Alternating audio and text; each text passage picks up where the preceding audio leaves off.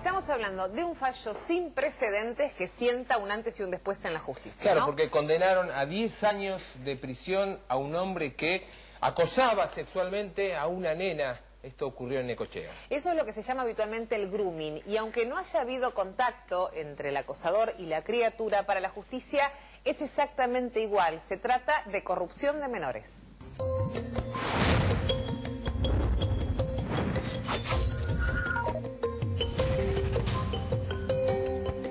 Todo está guardado en la memoria de la computadora. Facebook, la red social por excelencia, amparó el accionar delictivo de un hombre que sedujo y corrompió vía web a una niña de 9 años. Ocurrió en Necochea. El acusado llegó a juicio y acaba de ser condenado a 10 años de cárcel. El tribunal encuadró al delito como la promoción de la corrupción de menor, agravada por la edad de la víctima y su comisión mediante engaño. Por primera vez se entiende que la corrupción de menores está probada pese a que no hay contacto físico ni directo con la víctima. El fallo, que sienta jurisprudencia, fue repudiado por la defensora del condenado, quien lo calificó de bochornoso. En el juicio quedó demostrado que el delito informático fue propuesto por chat a más de 70 contactos de la capital federal y el conurbano. Ese modus operandi, bautizado grooming, tiene antecedentes recientes. En marzo, una mamá advertía lo que ocurría con su hija frente al monitor. Uno de los perfiles, que era de una nena menor, de hecho hasta con fotos de la nena, nada, le contaba como anécdota y como muy simpático que en su casa podía caminar desnuda, que podía irse a la pileta con los amigos desnuda, que de hecho se sacaba fotos desnuda y le incitaba a mi hija que haga lo mismo. La falsa identidad en la web facilitaba el vínculo con la víctima. Hice la denuncia y como toda madre me quedé con la curiosidad, con la bronca, con la indignación, y fue ahí donde entré también a chatear yo y saber un poquito más. Desde el punto de vista legal, el llamado grooming no está tipificado como delito. Desde el 2011, el Senado tiene un proyecto de ley sobre el tema que, de no tratarse, perderá estado parlamentario en octubre próximo. Y este caso fue considerado como corrupción de menores y es el primero en su tipo, pero hay un proyecto en el Congreso para que el grooming sea tipificado como delito en el Código Penal. Es cierto, para el abogado especialista en Derecho Informático Daniel Monastersky, hay cada vez más casos de este tipo. A su criterio, para evitarlos haría falta tanto una regulación, por un lado, como una mayor supervisión de los chicos que están expuestos en las redes sociales. Hay una figura ahora que se está esperando la media sanción de un proyecto de ley de grooming que se iba a tratar en estos días y al final quedó para el 3 de julio, que lo que se propone es justamente esto, ¿no? Cuando un mayor de edad tenga o crea lazos de amistad con un menor para engañarlo y solicitarle algún tipo de material o imagen o videos y luego se puede llegar a tener un encuentro personal. Eso justamente es la figura de grooming y lo que se quiere evitar, y acá la figura que se utilizó es la corrupción de menores agravada por el uso mediante del engaño, ¿no? La condena puede tener que ver por la cantidad de casos en los que esta persona podría estar implicada y también en el seguimiento a lo largo del tiempo. El tema que acá es por un solo caso que se lo condena. Se supo que hay bastantes casos más, pero la condena es por este caso en particular. Se verá en el futuro si se suman las penas por los otros delitos o contacto que tuvo con los menores. ¿Le llama la atención por considerarla alta? Me parece muy alta, la verdad me parece muy alta, teniendo en cuenta las penas que existen en el Código Penal. Lamentablemente no creo que se pueda sostener esa graduación, ¿no? Ahora, ¿usted considera que el grooming debe ser un delito, debe ser considerado un delito? Sí, estoy convencido que debe ser considerado delito porque cada día hay más casos, los menores, utilizan las redes sociales permanentemente y no hay tampoco una campaña nacional para la prevención de esta modalidad delictiva y tenemos que cuidar justamente a los chicos, que son lo más importante, ¿no? Y en su alegato, la fiscal Analía Duarte consideró que en este tipo de delitos a través de redes sociales puede haber infinidad de damnificados. Bueno, en esta investigación concretamente, por ejemplo, se comprobó que eran todos chicos, había bebés inclusive, y estamos en comunicación con la doctora en directo. Doctora, muy buenos días, gracias por conversar con nosotros. Queríamos consultarle en primer lugar respecto de la cantidad de años a los cuales ha sido condenado este hombre, doctora Duarte, porque realmente sorprende, sin por esto minimizar que definitivamente es una corrupción de menores, no abusar de chicos por internet. Sí, estaba escuchando recién los comentarios que hacía un profesional. Los años son los que establece la escala penal del delito. Es decir, nosotros tenemos una escala penal que va desde los 10 años a los 15, conforme el agravante que utilizó la Fiscalía o en el que se basó la Fiscalía. O sea, no es... La escala penal es esa. Concretamente, en esta investigación, en este caso en particular, ¿qué encontraron en la casa del ahora condenado? ¿Qué se detectó? ¿Cómo fue la investigación? ¿En qué marco? ¿En qué circunstancias? La investigación comienza a raíz de la denuncia que efectúa el papá, quien se conecta en su computadora y automáticamente se loguea con el Messenger de esta persona, quien comienza a chatear con, en este caso, el papá, pero bueno, él creía que estaba chateando con la nena. Lo importante es que quien chateaba en este caso era una persona que se identificaba como Soledad y que tenía como imagen identificatoria la imagen de una nena de pocos años, unos 8 o 10 años de edad. Bueno, a raíz de esto el papá radica la denuncia, se hace la investigación tendiente a determinar la IP de la máquina, es decir, dónde funcionaba esa máquina, se produce el allanamiento, concurrimos allí con peritos de la Procuración, peritos informáticos de la Procuración, a los fines de poder compulsar la máquina, que llevábamos ya la orden del juez de garantías, a los fines de determinar si allí había algún tipo de elementos probatorios. Allí encontramos gran cantidad de videos pornográficos de menores de edad, como así también pudimos capturar la imagen por un programa que tenía este hombre, por el cual comprobamos que desde esa casilla de correos se operaba con esa máquina, con esa computadora. Eso fue determinante para poderlo aprender en ese momento y dentro de las 24 horas solicitar la detención. Ahora, doctora, usted ha pedido como fiscal del caso 13 años de prisión.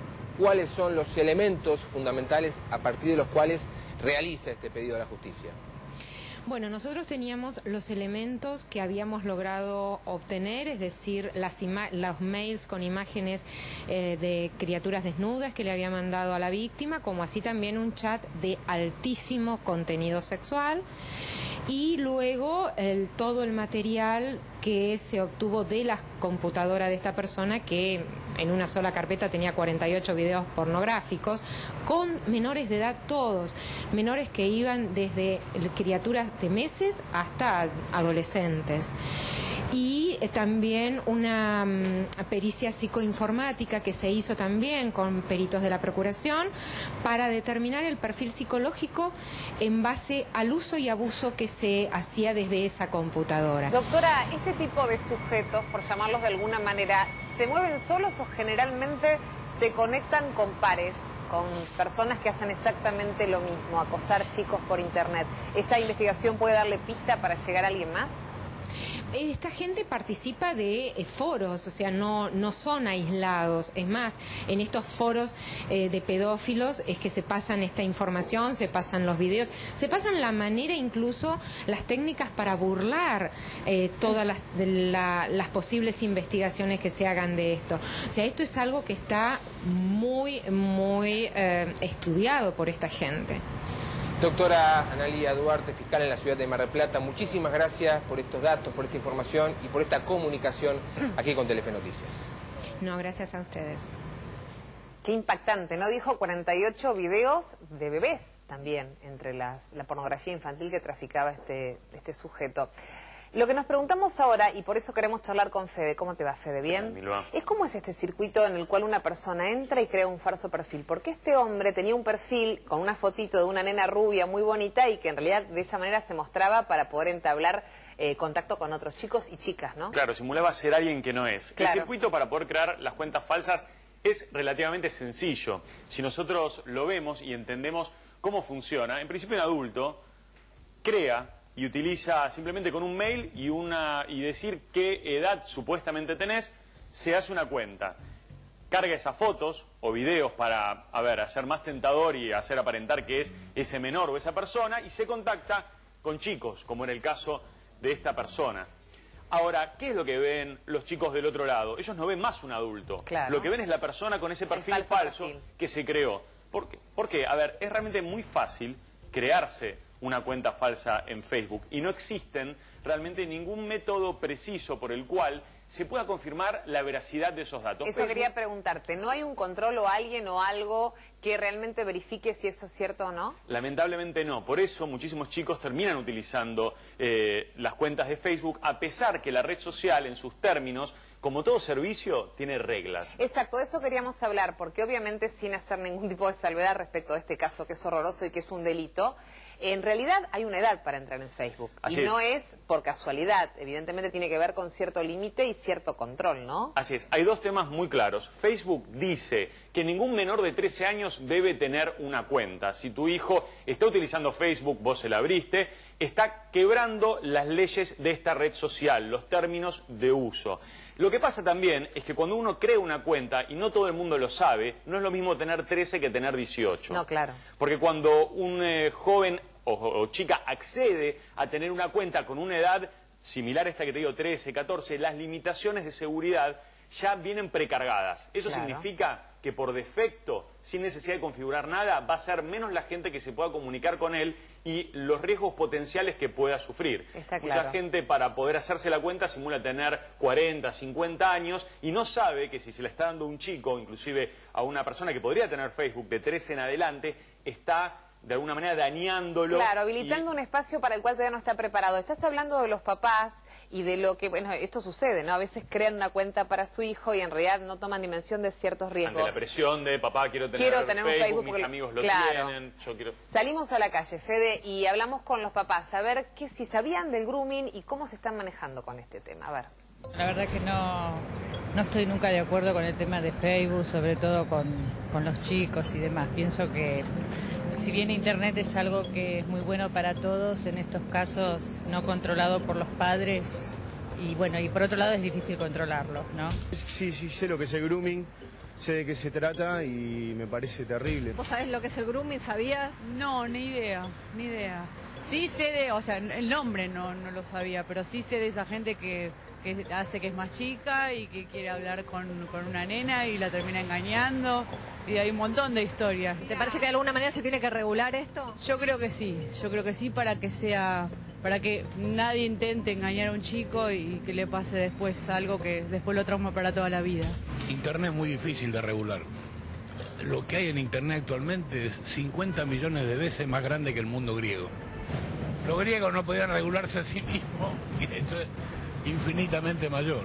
Y es difícil, como en Internet, no sé, es difícil. Es difícil que controlarlo, saber qué hace. Claro, porque uno a veces trabaja, quedan con otra gente o quedan solos. Pienso que es difícil, hay que tener mucho cuidado. Que es condenable, totalmente condenable, de que es algo que se debería legislar en Internet, el tema de redes sociales y también todo lo que sea a esas cosas, ¿no?, que suceden. Tengo 70 años, no tengo internet, no tengo mail. Yo creo que eso te contesta. Me parece aberrante, pero me parece que los papás tendrían que fijarse un poquito cuando las nenas están tanto en internet y más a esa edad. Lo veo a los chicos, cuando yo voy a algún lugar, veo que están haciendo cosas que no tienen que hacer. ¿Puede suceder en un ciber, decís vos?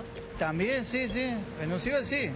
Sí, a veces sí, porque te dan horas que piden permiso a los padres, sí, voy a hacer un trabajo, poner el colegio, no van a hacer un trabajo del colegio, van a hacer otras cosas.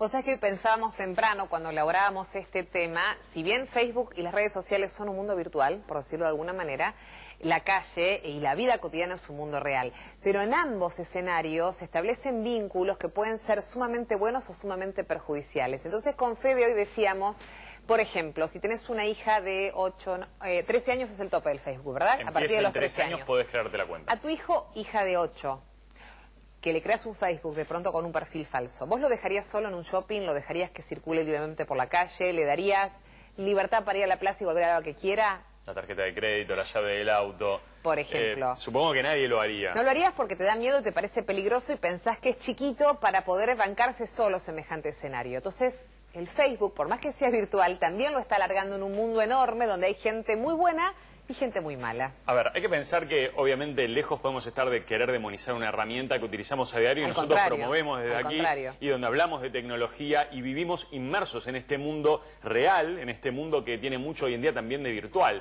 Ahora, hay que comprender algo, que hay gente que cree que si deja al chico con la notebook, que quizá le dieron en el colegio, o que lo deja dentro de un cuarto, va a estar más seguro que si estuviera expuesto a cosas de la calle. Y ahí hay un problema de comprensión, porque si uno no tiene, si uno no se involucra, si uno no conversa, si uno no tiene, inclusive en muchos casos, las claves y puede compartir y ver en qué están, qué es lo que están haciendo, estás dejando algo muy parecido a eso. Por Están ejemplo, desprotegidos. Fede, ¿vos tenés algunos tips para tener, por ejemplo, un poquito más de cuidado o de control sobre los chicos cuando están en una computadora en casa, por ejemplo, ¿no? Sí, hay 2 o 3 cosas para saber que son lo que dicen los especialistas en casi todos estos casos donde hablamos, lamentablemente, de las partes malas o negativas de las redes sociales. En principio, ¿dónde está la computadora? La computadora debería estar en un lugar de acceso público de la familia. Podría estar en el living o en un lugar donde el adulto tranquilamente puede ir y ver y poder saber en qué están sus hijos. Como decíamos, no los dejaríamos en medio de, no sé, 9 de julio, del obelisco. Eso sería una idea, el hecho de dónde está la computadora. Pero también conversar, involucrarse y entender que participar de la vida virtual de los chicos es también una forma de cuidar. Por supuesto, no es el elemento, no es la red social el problema es que hay gente buena y mala, como en la vida cotidiana, en la realidad, y de eso siempre hay que saber cuidarse y preservarlos. Así es. Gracias, Fede. Hasta la próxima. Nos vemos en un ratito con los videos, ¿no? No te saludo todavía, ¿cierto?